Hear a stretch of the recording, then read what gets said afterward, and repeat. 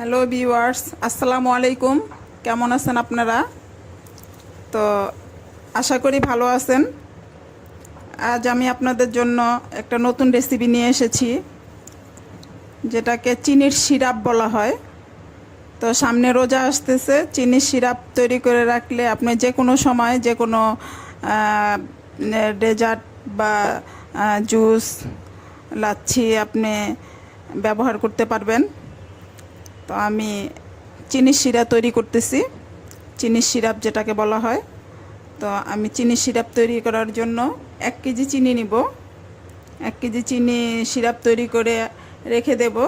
যখন দরকার হবে যে কোনো জিনিস আপনারা তৈরি করতে পারবেন। তো 1 কেজি চিনি এখানে আমি নিলাম। 1 কেজি চিনি 5 কাপ, মেজারমেন্ট কাপের 5 কাপ 1 কেজি চিনি।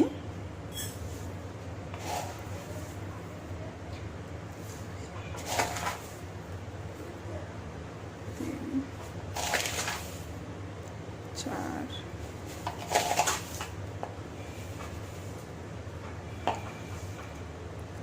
5 কাপ চিনি নিয়েছি। এর মধ্যে আমি দিয়ে দিব 1 কাপ পানি।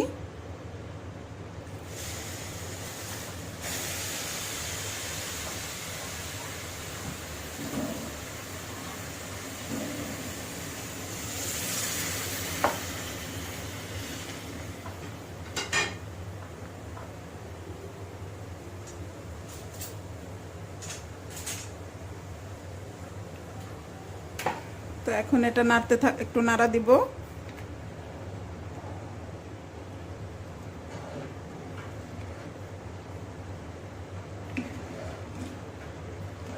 চিনিটা পুরোপুরি গলে গেলে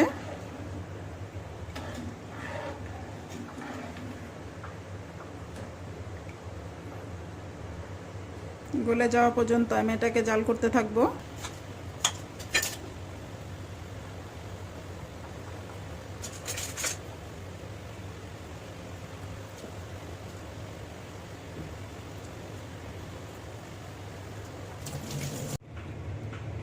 তো আমরা এর মধ্যে একটু লেবুর রস দিয়ে দিব, 1/2 টেবিল চামচ। লেবুর রস দেওয়ার কারণে এটা শক্ত হয়ে যাবে না, লিকুইড থাকবে। তো দেখেন এটার উপরে ফেনা উঠে গেছে, আমার এটা প্রায় হয়ে এসেছে।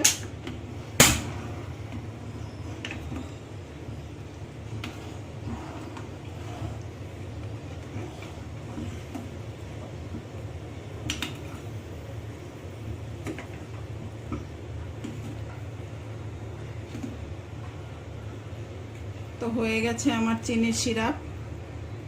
এখন ঠান্ডা করে আমি রেখে দেব।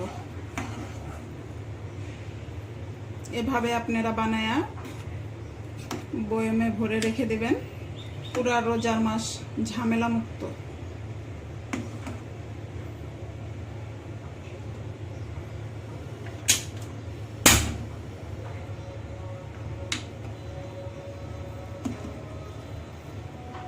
হয়ে গেছে।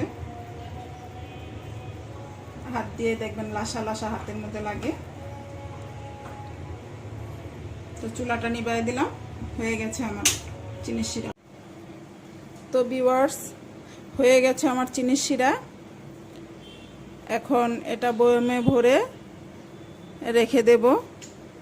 রোজার মধ্যে এটা জুস, লাচ্ছি, আপনার যে কোনো ডেজার্ট তৈরি করবেন, তখন আর ঝামেলা হবে না। তো আমি এখন এটা বয়মে ঢুকিয়ে দেখাই দেব।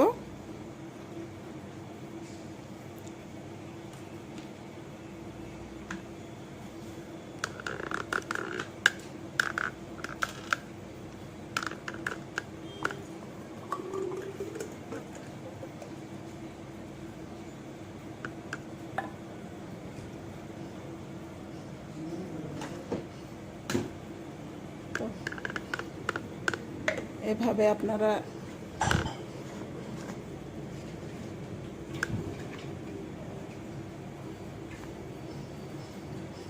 এভাবে রেখে দেবেন, ফ্রিজে রেখে দেবেন বা নর্মালে রেখে দেবেন, কোনো সমস্যা নেই।